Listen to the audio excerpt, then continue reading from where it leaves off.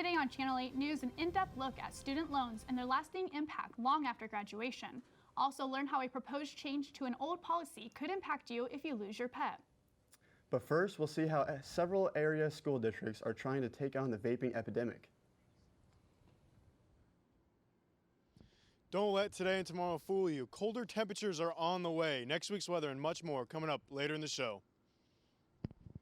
This is KKSU LD, broadcasting in high definition from Kansas State University, covering Manhattan, Riley County, and the Flint Hills. You're watching Channel 8 News. Welcome to Channel 8 News. I'm Sarah Wallace. And I'm Daisy Hagedorn. Later on the show, our live reporting team is on location for a musical celebration of the holiday season, and we have a weather forecast for the upcoming week. But first, vaping has become a national phenomenon, especially with teenagers, who may not understand the health risks involved. The Manhattan-Ogden School District has joined schools across the country in moving to sue e-cigarette manufacturer Juul. The school board unanimously decided to pursue the lawsuit that aims for compensation.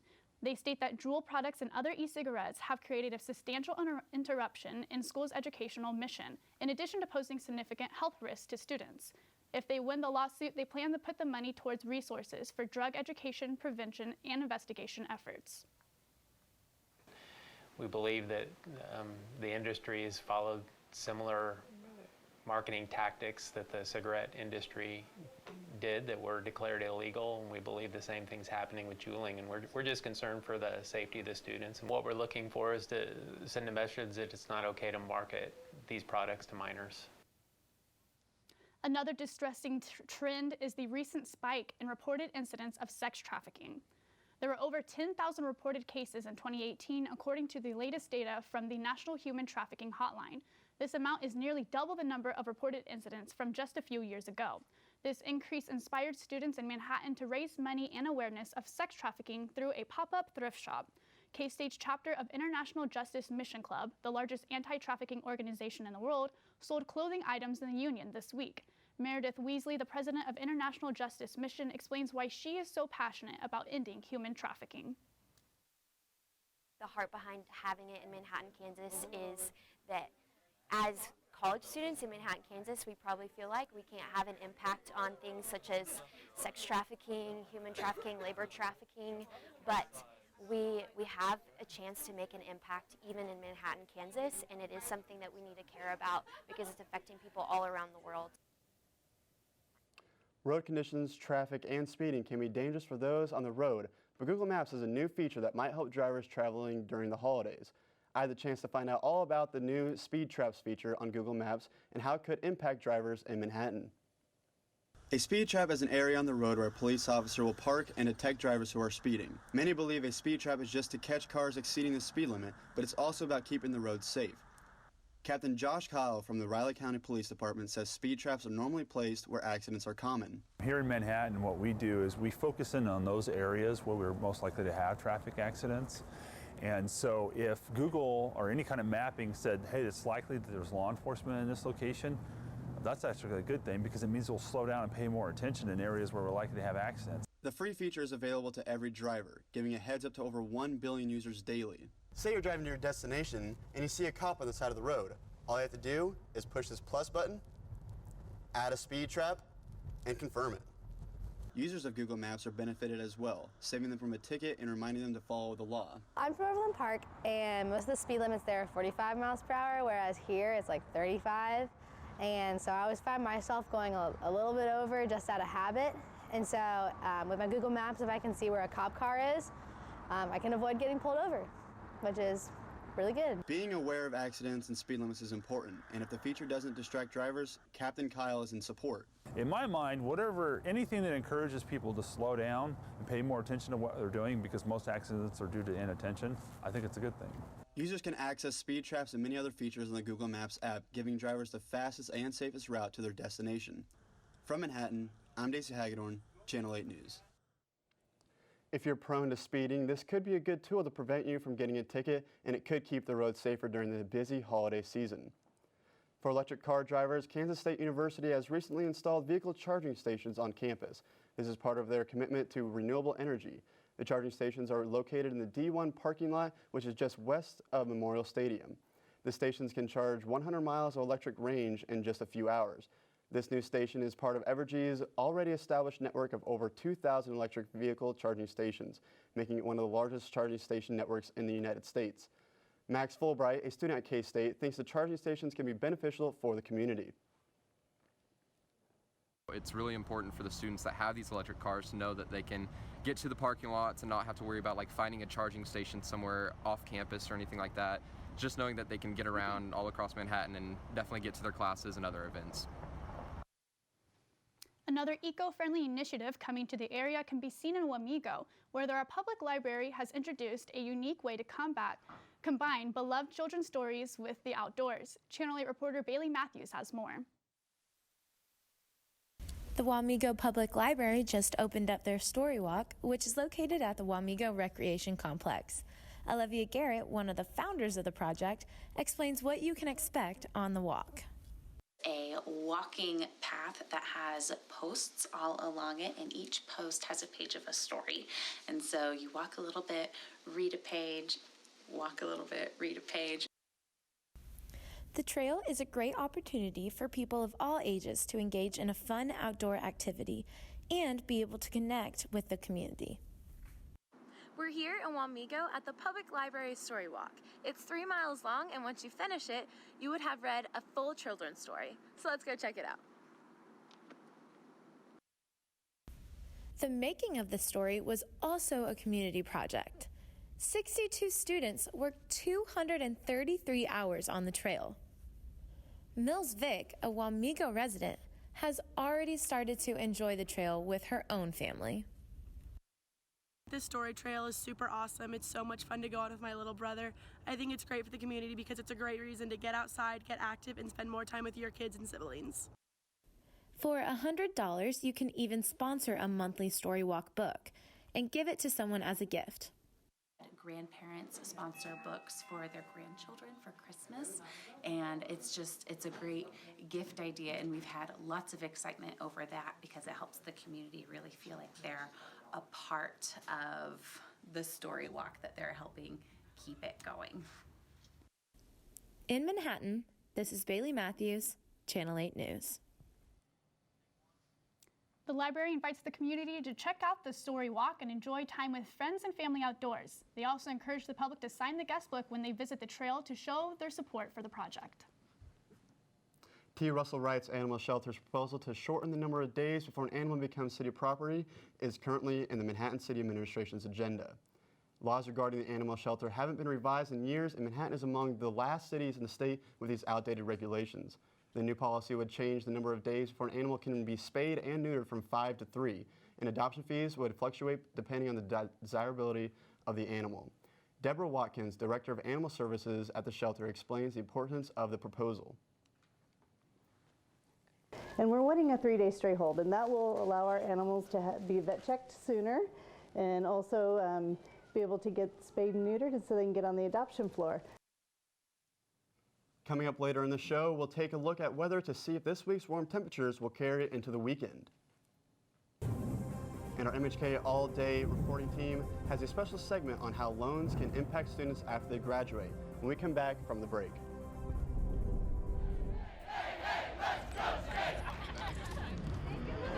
Welcome to K-State. We're so excited all of you came to visit us here on campus. We're going to be starting our tour here in front of Anderson Hall, which is our administrative building and kind of our iconic building on campus. It houses our president's office and our vice president for student life. All right, let's get started. We're going to be going to the Union next. It houses our pool. Your identity is who you are. Feels pretty good. Hurts a little bit when I'm putting pressure on it, but not too bad. What's your pain level at? Probably like a 3. Okay, cool. So much better than yesterday. Yeah, a lot better. All right. Well, I'm going to start to slow it down now. Okay.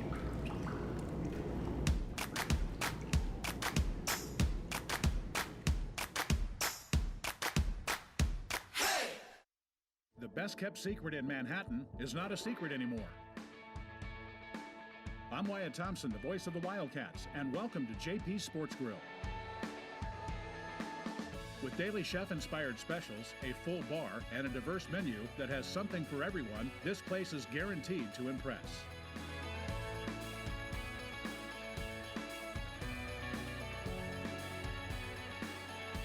JP Sports Grill, your new favorite spot.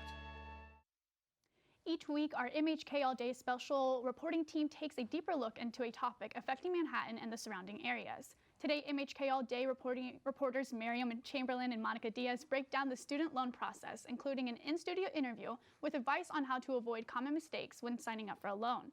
We go now to Miriam and Monica with their special report. Thanks, Sarah. The student loan process can be confusing for incoming students, especially first-generation students who might not have family members or friends who have gone through the process before. And with colleges' prices rising each year, loans are one option many students must turn to in order to pursue higher education. At Kansas State University, in-state students pay about $300 per credit hour, according to the K-State Financial Aid Office. Out-of-state students pay over $800 per credit hour. This comes out to about $9,000 per year for in-state students and over $25,000 for out-of-state students. According to the collegefactor.com, roughly 48% incoming students will take out a loan. An average of students will take out a loan to pay for college, and they will graduate with about $26,000 of student loan debt. Let's take a closer look into how student loans affect people and the available resources they have to offer. The burden of student loan debts has reached record levels among college students. Jamie Lawrence, a 2019 fall graduate, is worried about her college debt as she enters her next chapter in life. I think when I was a high schooler, I just accepted that I would have student loan, but now that I actually know how much it is and how much the monthly payment is gonna be, I understand how much harder it is to actually pay it back. Whereas before it was oh, it's just gonna be this thing that's gonna happen to me. Whereas now I actually know yeah, it's gonna kind of suck for a while. It may be pretty easy to get a student loan, but ideally, finances shouldn't be the deciding factor in access to student education. The process of taking out a student loan has become simpler, but a quicker process doesn't mean there aren't any hidden drawbacks. If you gain any interest while you're in school, if you don't pay that before the grace period ends, it gets added to the original amount you took out. So then you're paying interest on interest and the original amount. So it can add up and be quite a bit. Many college campuses offer scholarships and programs to help pay for expenses, like K-State Proud does here in Manhattan. Not only does K-State Proud help with tuition, they also help students with their personal finances as well. This doesn't just go towards tuition. If there are other aspects of your life that are kind of bringing back your experience as a student, maybe it's a car bill, maybe it's rent, maybe it's something else in your life, chemotherapy, something with hospital bills, that's all things that we've helped with in the past in order to keep students here. While deciding for colleges to attend, funding options for different schools and programs are an important consideration before taking out loans. In Manhattan, I'm Miriam Chamberlain, Channel 8 News. Thanks, Miriam. I'm here with Robert Gomez, the director of the Office of Student Financial Assistance at Kansas State University, to demystify the student loan process. Thank you, Robert, for being here and joining us today. My first question is, what is the difference between a subsidized loan versus an unsubsidized loan? Well, the first thing I would probably say to that is that the differentiation between those two types of loans is only applicable towards our undergraduates. In other words, only undergraduates are eligible for sub and unsub loans. The difference between the two has to do with the fact that a subsidized student loan is one where the federal government will pay the interest while the student's enrolled at least half-time here at K-State. So consequently, the subsidized version of that loan is based on financial need. So if a student has financial need, we will go ahead and award the subsidized. Otherwise, if a student doesn't have significant financial need, they get awarded the unsubsidized. And it's exactly the same interest rate, with the exception that with the subsidized, the government will pay the interest. Oh, wow. Well, that's important for students to know. It is. It's very important. So what misconception do students have about loans? What have you seen? Well, I think probably the primary misconception actually has to do possibly with the general topic of student loans. Here at Kansas State University, this past spring, in other words, in the spring of 19, our average indebtedness for our undergraduate class was between $24,000 and $25,000. So that's slightly less than what you had mentioned at the beginning of the thing, which is, of course, the national. And so I think that's a really good thing for K-State. I think it's important for students to think of student loans as an investment in their future. Okay. Well, thank you so much. It's really good to hear how it's an investment in students' future and their education, which is great. So, Robert, again, thank you so much. Glad to have you. Back to you, Sarah. Right. Thank you, Monica. It's been nice out these last few days, but how long is that going to last? Stay tuned after the break for a look at the upcoming forecast from Channel 8 weather anchor Nick Yuska. And later on in the show, we will take a look at how downtown Manhattan is helping the community get into the holiday spirit.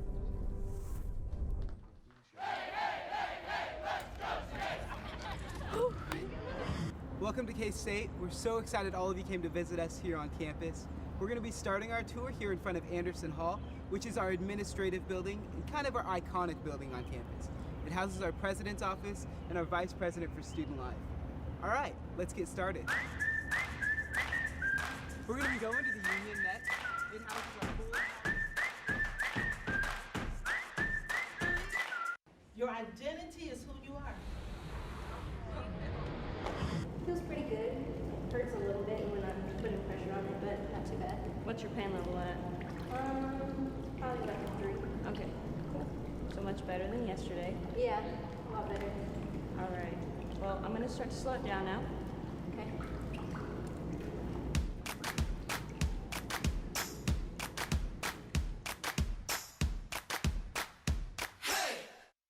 The best kept secret in Manhattan is not a secret anymore.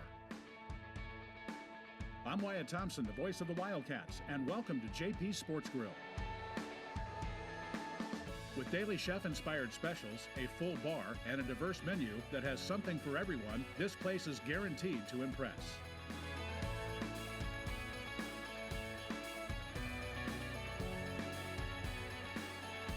JP Sports Grill, your new favorite spot.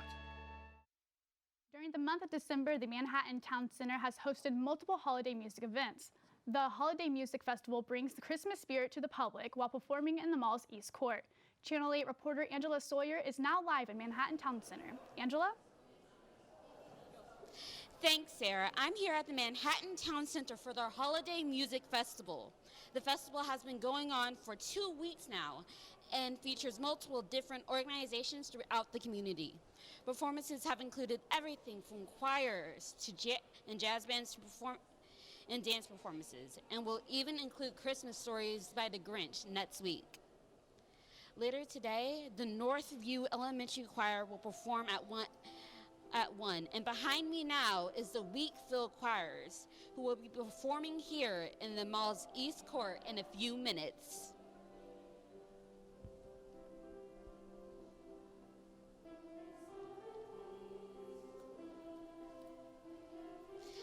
If you're interested in this event, be sure to make your way to the mall within the next week.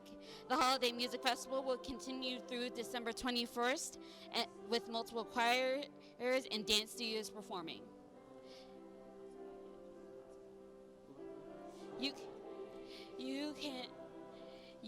can find out more information on who is performing. We've had mild weather the last week for December in Kansas. To find out if the warm weather is a trend, we head now to the weather with Channel 8 reporter Nick Yuska. Thanks, Sarah and Daisy. Let's go ahead and take a look at our map over here, our national map.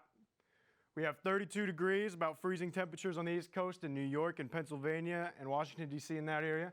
As we trek down the coast to Florida, we see about low 50s, so a little cooler than what they're used to, but nothing to complain about. Head over to our west coast here. We have mid-50s in California, Pacific Northwest about mid-30s, and mid-50s down in New Mexico and Arizona.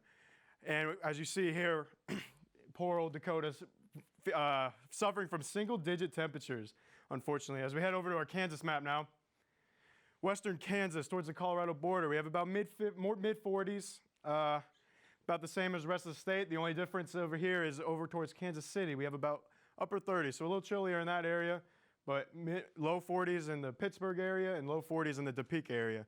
As we head over to our 24-hour forecast, we see we have a high today of mid-50s, about 53 degrees. Our low today was about 39, a little chilly this morning, but we should tonight have a nice evening, about 49 degrees, maybe hit the low 50s as we head towards our 5-day forecast. We have mid-50s today, upper 50s tomorrow. Good weather today and tomorrow, but this weekend should bring a lot of cold. About 30 degrees, 34 degrees on Saturday, 31 on Sunday. So make sure you have a jacket if you have any fun weekend plans. And then Monday, we come back to start the week off with 33 degrees. That's all we have for weather today. Back to you, Daisy and Sarah at the desk. Thanks for the weather report, Nick. Later this morning, we take a look at how the students and community members are already celebrating the winter holidays. And right after the break, stay tuned to find out the latest in K-State and Manhattan High School sports. I email my professors, I get an answer. They're participating in the discussion boards. You just feel really connected, and that was a unique experience for me. I'm not new to distance programs. I'm a military wife. Been to 6 different colleges in 4 different states, so I've definitely taken some online classes, and K-State does it very differently, and they pull it off beautifully. I don't know how, but I'm just glad.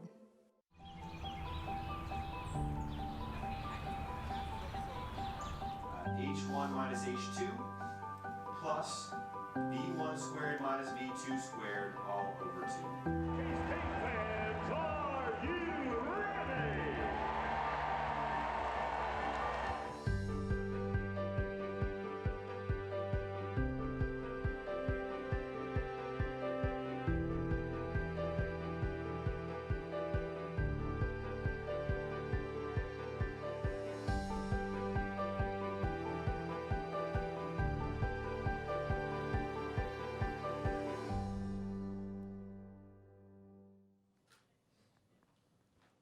Online classes before, but Kansas State was really great because it was so organized, and like all the teachers and professors were so helpful, and they just went beyond to help me to get the degree that I was looking for.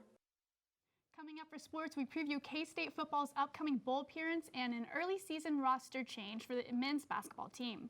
And a look at Manhattan High School's swim and dive team as their season gets going with our Channel 8 sports anchor, Stephanie Nutt. Stephanie?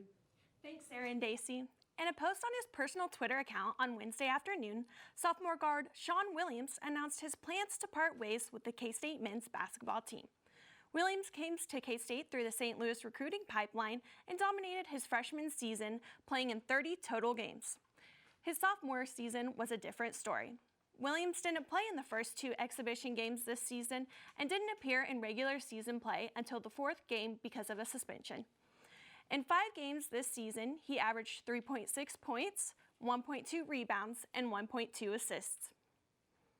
The rest of the basketball team took on Alabama State, who visited the Octagon of Doom last night to face the Wildcats. Kansas State dominated the Hornets, holding them to just 16 points at the half. The Cats took down Alabama State with a final score of 86-41. With last night's game, K-State improves its overall record to 6-3, but despite the winning record, the Wildcats are just 2-3 in their last 5 games. Coach Weber says last night's game was a much-needed win for the team. Over the summer, Coach Weber received the opportunity to coach the U19 USA basketball team. And earlier this week, Weber was named the 2019 USA National Coach of the Year. He won the award alongside Louisville women's basketball coach Jeff Walz. This summer, each coach guided their team to a 7-0 record and gold medals in the 2019 International Basketball Federation Under-19 World Cup. Although Coach Weber is honored by the award, he says he is now fully focused on K-State basketball, looking forward to playing Mississippi State this weekend. I'm proud. I'm proud of what we did. We did it convincingly. You know, you look at the stats. I don't have to brag about it. We did it pretty. You know, we did our job pretty well, and just it's a nice honor. The K-State football team is headed to Memphis, Tennessee to compete in the 61st annual AutoZone Liberty Bowl on New Year's Eve. The Wildcats last had a bowl appearance in 2017 when they played in the Cactus Bowl. The Wildcats head to the Liberty Bowl with an 8-4 regular season record under their first-year head coach, Chris Kleiman, and will take on the 23rd ranked Navy, which will be aired on ESPN on December 31st at 2:45 in the afternoon. Manhattan High School boys swimming and diving competed in their second meet of the season last night against Lawrence, Lawrence Free State, and Washburn Rural High Schools. In the first meet of the season, the team finished in last place, but they are already seeing improvements, taking first place in their meet yesterday evening at the K-State Natatorium. Their next meet will be on Friday in Olathe, and they will continue to practice over winter break in hopes of sending a few swimmers to the state meet. That's all for sports. Back to you, Sarah and Daisy. Thanks for the sports update, Stephanie. After the break, we'll take a peek at some local events and festivities that are sure to get you ready for this holiday season, so stay tuned to more on Channel 8 News. I email my professors, I get an answer. They're participating in the discussion boards. You just feel really connected, and that was a unique experience for me. I'm not new to distance programs. I'm a military wife. Been to 6 different colleges in 4 different states, so I've definitely taken some online classes, and K-State does it very differently, and they pull it off beautifully. I don't know how, but I'm just glad.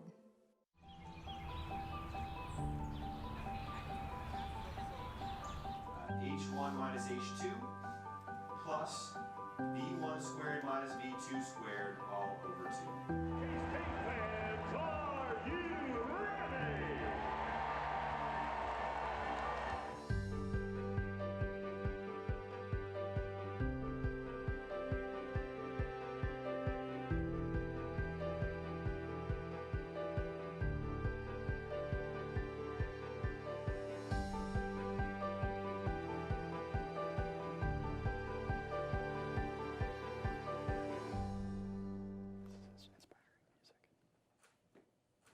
I had taken online classes before, but Kansas State was really great because it was so organized, and like all the teachers and professors were so helpful, and they just went beyond to help me to get the degree that I was looking for. It's an exciting time of the year as holidays like Christmas, Kwanzaa, Hanukkah, and more are right around the corner. For those who celebrate Kwanzaa, they are counting down the days until December 26th, which marks the beginning of a week-long celebration. K-State's Black Student Union held its annual Kwanzaa event before students leave for the winter break, inviting both regular Kwanzaa celebrators and people who are experiencing it for the first time.